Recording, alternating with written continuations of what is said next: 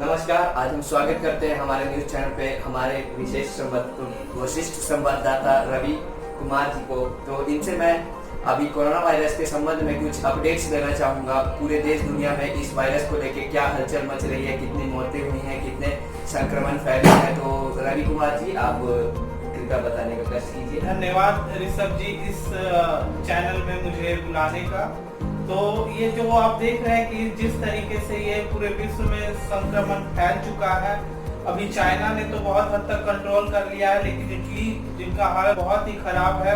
ये विशेषकर से हमें ये ध्यान देना होगा कि इटली ने जिस तरह से पहले के 3 हफ्तों में जो लापरवाही बरती, उसका खामियाजा उसे भुगतना पड़ रहा है।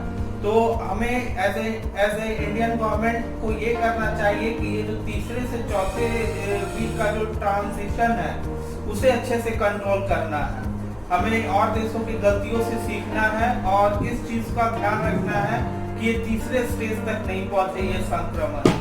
तो इसका विशेष ध्यान तो जैसा कि हम अपने दर्शकों को भी बताना चाहेंगे कि रवि रंजन कुमार, आप थोड़ा सा बता दीजिए कि दूसरे और तीसरे स्टेज में जाने में वायरस के संक्रमण में क्या क्या अंतर आती है, मतलब अंतर देखने को हमें मिलता है। देखिए, वायरस के संक्रमण में कोई अंतर नहीं होता है। इसमें ये बात समझने की है कि अभी भारत में जितने भी केस आए हैं वो दूसरे देशों से संक्रमित व्यक्ति आए हैं।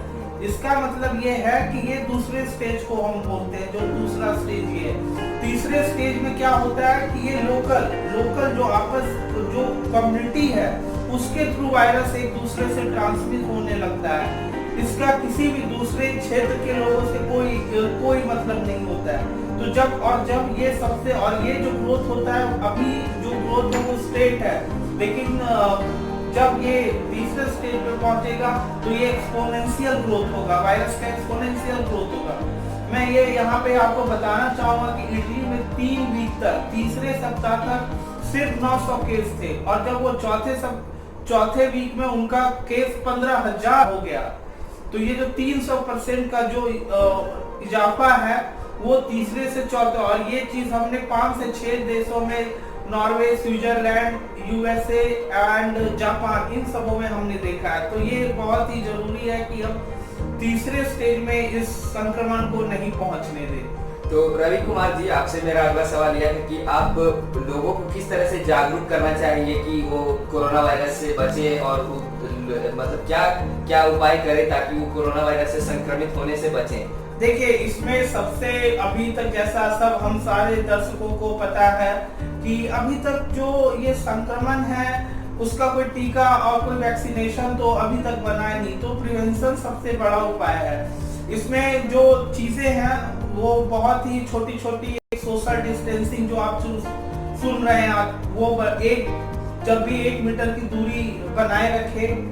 किसी भी तरह का अगर खांसी, सर्दी या बुखार आपको ऐसा फील होता है तो तत्काल आप अपने आप को आइसोलेट करें, और जल्द से जल्द, जितनी भी जल्दी हो सके, आप नजदीकी स्वास्थ्य केंद्र में जाकर अपनी जांच करवाएं और एक एक्सपर्ट डॉक्टर से सलाह लें कि आपको क्या फर्दर क्या प्रोसेस करना चाहिए।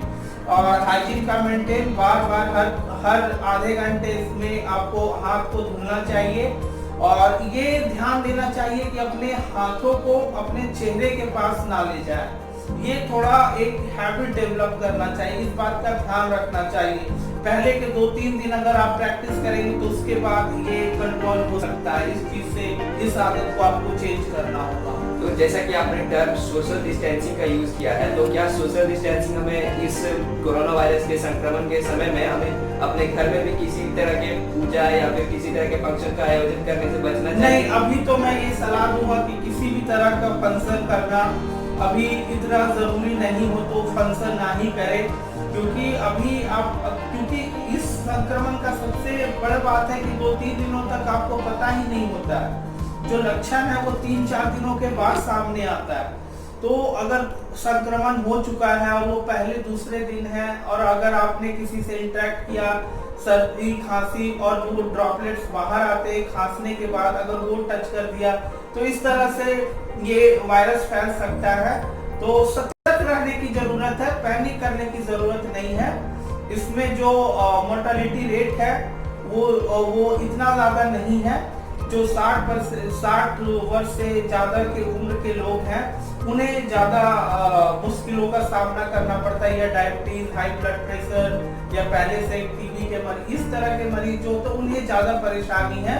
जो नॉर्मल है उन्हें एक नॉर्मल प्रोसीजर से गुजरना पड़ता है और उसके बाद वो सही हो जाता है। तो रवि कुमार जी, आपसे मैं ये जानना चाहूँगा कि वायरस के ओरिजिन के बारे में आप हमें कुछ बता सकते हैं या जानकारी दे सकते हैं? देखिए, कोई पुख्ता जानकारी अभी नहीं है, इसलिए ये कह पाना थोड़ी जल्दबाजी होगी कि ये कैसे संक्रमण, अभी चाइना जहाँ पे ये इस संक्रमण का शुरुआत हुआ वो बहुत ही पहले से, तो पेशेंट जीरो की खोज है।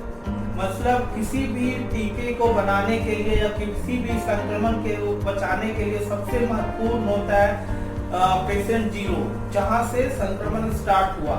लेकिन क्योंकि चाइना ने जब तक क्योंकि ये बहुत ही नया फ्लू था तो किसी को पता नहीं था, तो जब तक इस कोरोना वायरस का पता चलता तब तक 180 लोग संक्रमित हो चुके थे। तो उनमें से जीरो पेशेंट ढूंढना बहुत ही मुश्किल है। लेकिन ये माना जाता है कि ये किसी जानवर के थ्रू इंसानों में ट्रांसमिट हुआ है, लेकिन अभी किसी भी बात की कोई पुष्टि नहीं है। अभी सारे सरकार, मतलब पूरा वर्ल्ड अभी इसकी रोकथाम पे लगा हुआ है। एक बार जब ये रोकथाम हो जाए उसके बाद इस प्रोसेस पे हम सारे व्यक्ति इस पे लगेंगे।